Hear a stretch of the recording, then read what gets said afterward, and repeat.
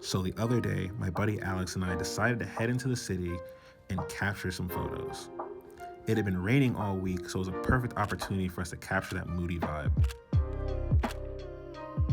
What we were looking for were to get some really nice shots of the buildings, the architecture, getting those buildings separated from the overcast sky with some look-up shots, capturing that real dark street kind of look. For a lot of people, when they see bad weather, their first thought is to call it a day and cancel the shoot. But trust me, you won't want to miss this opportunity to get some of the best shots you've ever taken.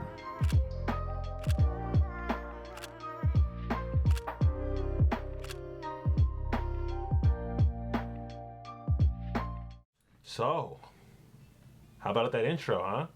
Pretty sick, right?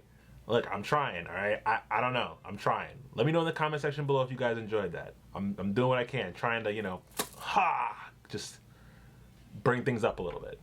Anyways, yeah. What's going on, guys? Kyle Hunter here, bringing you guys yet again another video, and today we're going to be talking about rain photography. Now, rain photography is kind of very interesting. It's like an aspect to what is already implemented in photography. So like whether it's landscapes or street photography or portraits, stuff like that. Like this is it encompasses all of that. And you see it a lot more often in street photography. It creates that very moody, that dark, very tone heavy kind of vibe. And a lot of people really kind of go after that in their Instagram posts or even in their portfolios and things like that. So what I'm hoping to do here is to give you guys a bit of advice as to how you can go about doing it. I'm gonna give it to you from my perspective and what I do when I go out into like rainy weather or storms and stuff like that. Not necessarily like torrential or anything like that, but when it's raining and I wanna go and get some nice photos, what my process is and how I go about capturing that dark and moody look. So one of the first things I wanna address that I see get asked a lot when people try to figure out how to get these moody shots is they look at like what do they shoot, and I think one of the easiest things that you can possibly shoot is architecture. One of the easiest ways to kind of put it is like just buildings, the construction, just how they look. You have like glass buildings that give off some kind of reflections. You have these cool different kind of stories behind them, right? Because of how they're built, how they look, how they're shaped. One of the interesting things that you can even do is when you look up and you get like really tall buildings, especially if you're in the city, is that you get this really nice soft separation between like the cloudy overcast sky and how tall the building is, and it kind of almost looks like it like disappears off into that sky, and that creates this really incredible look that a lot of people kind of go after. If you noticed inside of that intro sequence that we shot for this video, you'll notice that my buddy Alex is actually pointing his camera upwards towards a lot of the railings at the top of that parking garage to kind of create a bit of like a scene utilizing those railings and those bars to get a really cool and interesting look that otherwise might not come out the same way. So when you're out in the city or wherever you might be and you're like looking at buildings, for example, to kind of get really good architecture, you can use like the inside or the outside of those buildings. Always think about like what your framing can be like, because of how those buildings are structured, you get a lot of different opportunities with angles and possibly like look ups or look downs even if you want to. And it creates like these very unique kind of vibes that otherwise get kind of lost in translation when you just take the photo straight on. So one of the next things, my next tip for shooting these kinds of photos, I think one of the best things to do, and this is also one of my favorites, I'm kind of notorious for doing this a lot, is looking for leading lines in symmetry. I think the easiest way that I can possibly describe this is if you look at this particular photo here, as you'll notice, I use the lines here in the street to kind of give a bit of a symmetrical look and also lead your eyes heading down the road towards that centerpiece. That gives you this real good look of like how the scale of it is, how far down the road is, and just how tall the buildings are in comparison. So it really draws your eyes into that center focal area, just kind of following it as you look at this street. And what's really cool about using leading lines in symmetry, especially in these kind of bad weather, is that the street looks a lot more interesting. It's not like super like kind of bland. You have all that kind of like water that's just freshly hit on it, so it's reflecting a little bit of the light. You get a little bit of like that gray from the clouds or from the buildings. It creates this very nice and pleasing aesthetic that you can't help but want to look at it. You're like, this is crazy, and then you get very interested into it.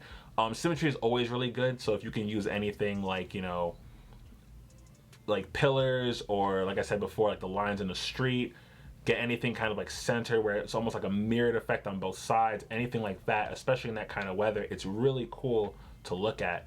I'm gonna kind of also mention really quick, pay attention to scale too, because if you notice how like tall buildings are, if you're in a city, for example, with a lot of tall buildings, it might be really nice to get somebody centered walking across the street between a series of buildings on a street, because now you have them very small and it's kind of juxtaposed against that, like again, those really tall buildings and the scale of them. That makes it just look a lot more interesting, and it gives that idea of just how big the city actually is. Next thing I want to actually talk about really quickly, just to kind of go into it, and this one is my personal favorite, are reflections. The best thing about rainy weather, stormy weather, outside of just the look in the sky, and because you get some of the best cloud formations and just moody looks in your sky whenever like a storm is about to come or it's raining or any of that stuff and it's super overcast out. But the reflections are where it's at for me. I love reflections. When I see like fresh puddles that kind of form on the street and it's like reflecting buildings off in the distance, or you know, I can get like a shot of like my camera, for example, that's reflecting off of it, and you get like a dual exposure in a sense of what it is that I'm taking a photo of.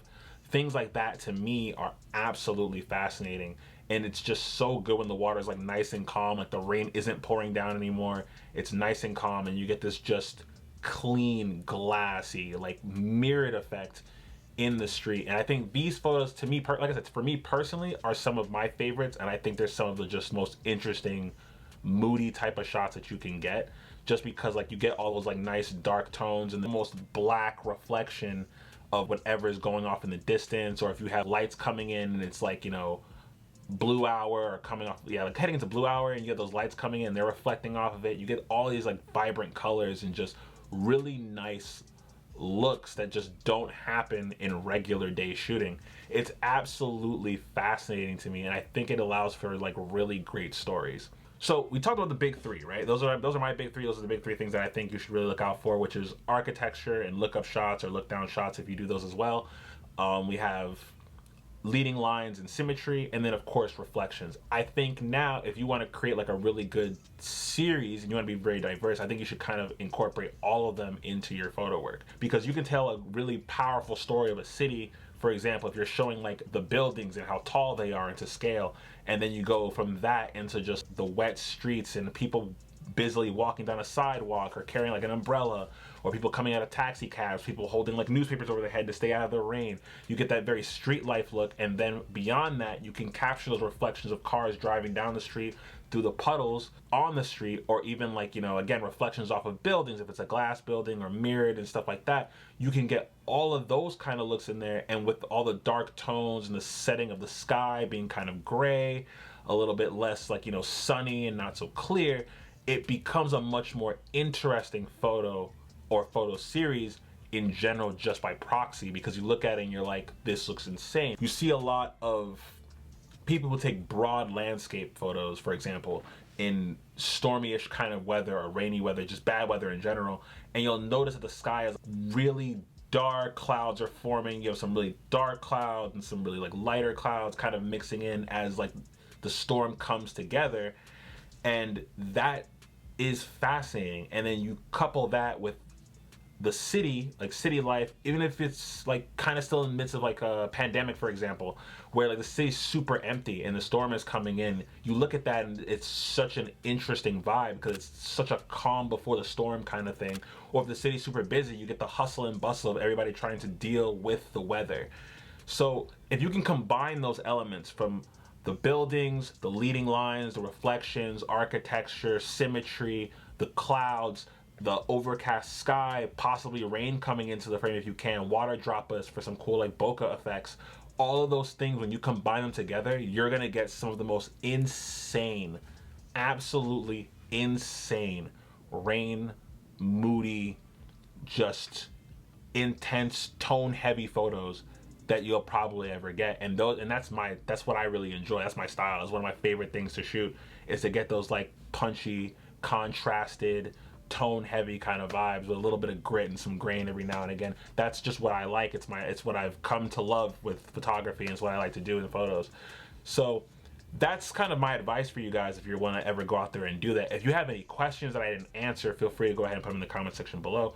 But I highly encourage you to give it a shot. Next time that you're out with your camera and it's raining, instead of deciding to stay inside and just calling it a day and not going out to shoot, give it a shot. Go outside. Obviously, and be mindful, be prepared. If it's pouring out, you don't necessarily have to go out in that kind of situation. Don't go out in like a lightning storm or something. But like if it's raining outside, if your camera's weather sealed, bring like a bag or something just to kind of protect it a little bit, whether it's weather sealed or not. But you should be fine for the most part if it's just like light rain or it just like freshly came down or something like that. And go outside and take some photos. Give it a shot. See what you can create. I highly encourage it. You will not regret it. Alrighty guys, that's gonna do it for me in this video. It's just a quick one. I really kind of wanted to help you guys out with something because I had a lot of fun doing this the other day with my buddy Alex, and I figured you guys might want some insight on how to do it yourselves. As always, like the video if you enjoyed it. Please smash that subscribe button. Beat the ever-living out of it for me, please and thank you. I greatly appreciate it. Those likes and subscriptions help the channel, allow me to keep making these videos for you guys. Again, subscribe if you haven't already, and leave me a comment down below. Just talk to me. Like I said, tell me about that intro, or if you have any questions, I'll answer them for you guys. But one more thing, I will see you guys in the next video. I keep forgetting to prepare for this part of the video, and I never have anything to just... Oh, well, I got the lens cap. All right. Peace, guys. Hey.